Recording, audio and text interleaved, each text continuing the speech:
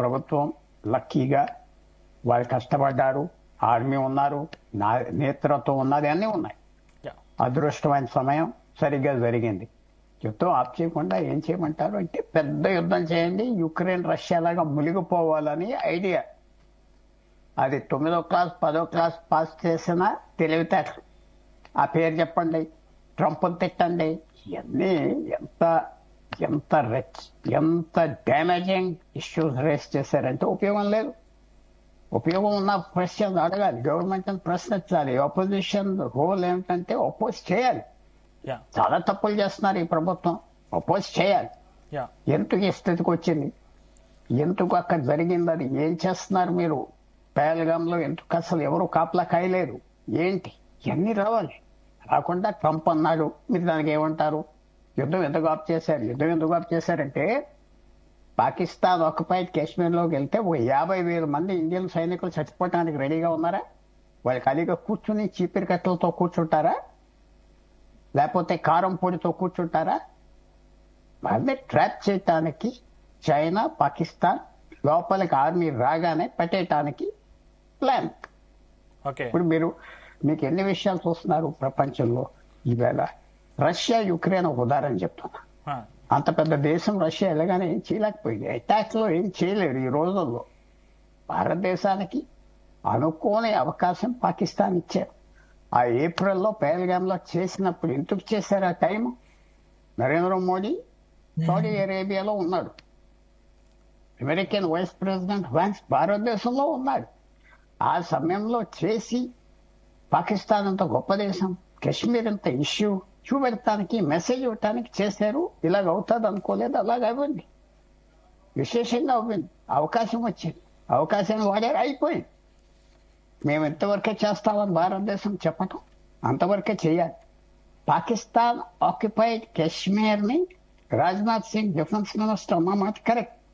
మనం వెళ్ళి అక్కడ వెళ్ళి జెండాలు పాతేది లేదు, ఖాళీగా లేదు. అక్కడ ప్రజలు తిరుగుబాటుతనం చేస్తారు ఒక రోజు, అప్పుడు మనం వెళ్ళాలి. ప్రజలు తిరుగుబాటుతనం లేనప్పుడు చేయకూడదు అన్నది. అలా కరెక్ట్. అంటే అక్కడ ఒకవైపు బలూచిస్తాన్ లిబరేషన్ ఆర్మీ, ఒకవైపు అక్కడ నుంచి కొట్టుకుని వస్తా ఉంది, ఇక్కడ ఇండియన్ ఆర్మీ. అది మాటకి అర్థం వచ్చా. బలూచిస్తాన్ లిబరేషన్ ఆర్మీ టీవీలో ఎక్కువ ఉన్నది. ఎక్కడున్నది? టీవీలో. మళ్ళాగా కాశ్మీర్ ఆడి సచ్చాడు, వీడు సచ్చాడు అని భయపడటం లేదు. అక్కడ ఏ బలూచి అయినా రెబల్ చేసేదంటే ఫస్ట్ ఆ ఫ్యామిలీ మెంబర్ని పట్టుకుపోతారు, మళ్ళీ కనపడరు, క్రష్ చేస్తారు. క్రష్. బలూచిస్తాన్కి కాశ్మీర్కి ఎంతో తేడా ఉన్నాయి.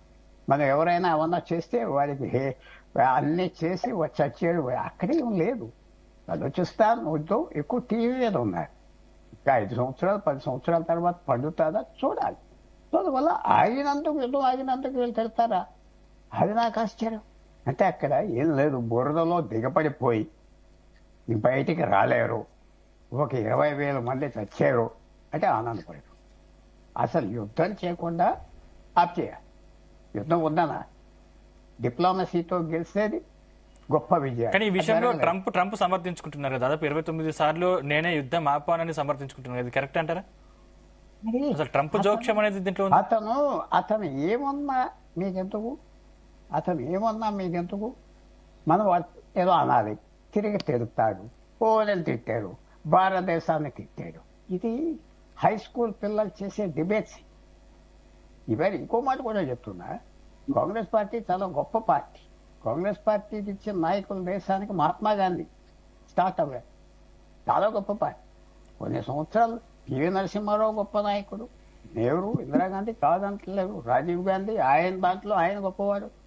ఒక్కోసారి నాయకులు వస్తారు కాంగ్రెస్ పార్టీ, చాలా మంది ఎవరైతే నాయకులు ఆ రోజు ఉన్నారో వాళ్ళది అసలు వెళ్ళిపోతారు, ఎల్లకాలం ఉండరు. పార్టీ పెద్ద పార్టీ, 20% ఓట్లు వచ్చింది, బ్రతకాలి, ఉండాలి, మనం కోరాలి.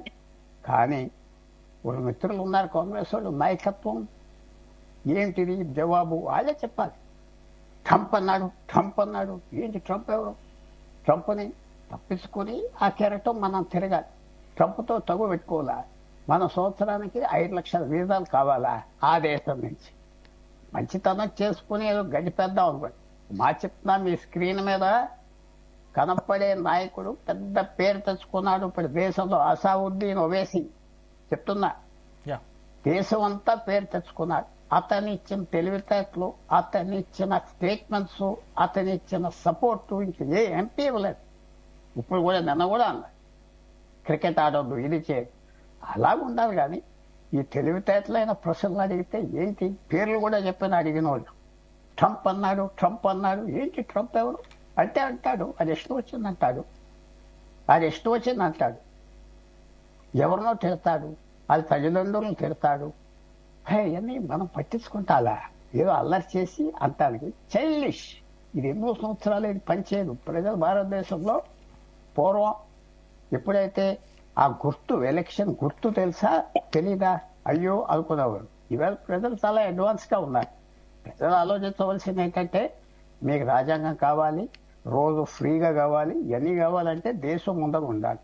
ఏ మాత్రమైనా పాకిస్తాన్ చైనా కింద భారతదేశం ఒక్క ఓటమి జరిగితే వాళ్ళు ఎన్నిసార్లు ఓడిపోయినా వాళ్ళకి పర్వాలేదు. పాకిస్తాన్ చైనా వెంటనే దెబ్బిస్తుంది. మనుషులు జనం లెక్కలేదు, కప్పెట్టేస్తారు. ఎక్కచ్చేస్తే అక్కడ వాళ్ళని మన దేశం వేరు. అది ఆలోచించుకోవాలి. కానీ ట్రంప్ అన్నాడు, ట్రంప్ ఏమన్నాడు, నేను బడ్జెట్ చేయలేదు అన్నాడు. జూన్ 17, 18 నరేంద్ర మోడీ 35 నిమిషాలు మాట్లాడి ట్రంప్ పరిస్థితి అలా మాట్లాడతాడు. మనతో ఏమిటి? జపాన్ కొరియాతో వాళ్ళకి అగ్రిమెంట్స్ ఉన్నాయి 75 సంవత్సరాలు బట్టి, డిఫెన్స్ అగ్రిమెంట్స్. అయ్యే అక్కర్లేదు అవతల పోండి అంటారు. ఆ వ్యక్తితో మనం డిబేట్ చేసుకోవాలా? ఆ వ్యక్తి నోట్లో పడాలా? దేశానికి అన్నీ మర్చిపోండి. కొంతమంది నాయకులు భారతదేశం నుంచి వెళ్ళారు అమెరికా. ఎవరితో కూర్చున్నారు? ఇల్హాన్ ఒమార్ పేరు చూసుకోండి, అక్కడ ఎంపీ. ఆవి కశ్మీర్ పాకిస్తాన్ వెళ్ళి మేము పోరాడి కశ్మీర్ ఇచ్చేస్తాం, మేము పోరాడి పాకిస్తాన్ ఇచ్చేస్తాం అన్నది దాంతో కూర్చుంటారా? ఇక్కడికి వచ్చి అది నన్ను పార్లమెంట్ లో అడగలేదు ఈ మహానుభావులు బీజేపీ నాయకులు. ఎక్కువ నాలెడ్జ్ ఉన్నది, తక్కువ అడిగారు. ఇది ఒప్పుకోను. భారతదేశం చాలా అదృష్టంగా 2 రోజుల యుద్ధంతో బయటకు వచ్చింది. ఆగిపోయింది. మనం గెలిచాం బయటకు వచ్చాం. మళ్ళీ వచ్చే యుద్ధం 6 నెలల్లో జరుగుతుందో సంవత్సరంలో జరుగుతుందో గ్యారంటీగా జరుగుతుంది. ఆ యుద్ధానికి ప్రిపేర్ అవున్నారా లేదా? మొన్న జరిగిన యుద్ధం డ్రోన్స్ దాంతో జరగదు, ఇంకా అడ్వాన్స్గా అయిపోతారు, కొత్త టాక్టిక్స్తో అయిపోతారు. దానికి ప్రిపేర్ అయి ఉండాలి. కానీ ట్రంప్ అన్నారా? ట్రంప్ అంటే ఏమవుతుంది? ట్రంప్ అన్నాడా? లేకపోతే యుద్ధం పిఓకేకి వెళ్ళిపోవాలి. ఎలాగెళ్తాం? వాళ్ళు ఖాళీగా కూర్చున్నారా? అంతా ఎంట్రన్స్ అవి భారతదేశం సైనికులు వస్తే ట్రాప్ చేస్తారు. అందరికి తెలుసు టెక్నాలజీతో యుద్ధం చేసాం, బయటకు వచ్చాం లక్కీగా. అది ఆనందపడాలి. ఫ్యూచర్ ఆఫ్ భారతదేశం లక్కీగా ఏమిటంటే భారతదేశం ఏ ఒక వ్యక్తి చేతిలో లేదు. అదేదో అదృష్టంగా 1000 సంవత్సరాలు బట్టి వెళ్ళిపోతుంది ముందర. ఏ అదృష్టం. తర్వాత ఇంకో మాట లాస్ట్ మాట చెప్తున్నా, మిత్రులు లాగారు. బంగ్లాదేశ్ 71లో రావటం ఇప్పుడు 50 సంవత్సరాలు అయింది. తిరిగి చూస్తే పెద్ద పొరపాటు అయిపోయింది కదా. బంగ్లాదేశ్ అలాగే ఉండవలసింది కదా పాకిస్తాన్ కింద. ఇవాళ వాళ్ళు ఫ్రీ అవి మన నెత్తి మీద కూర్చున్నారు. మనం వాళ్ళకి డబ్బు ఇవ్వాలి.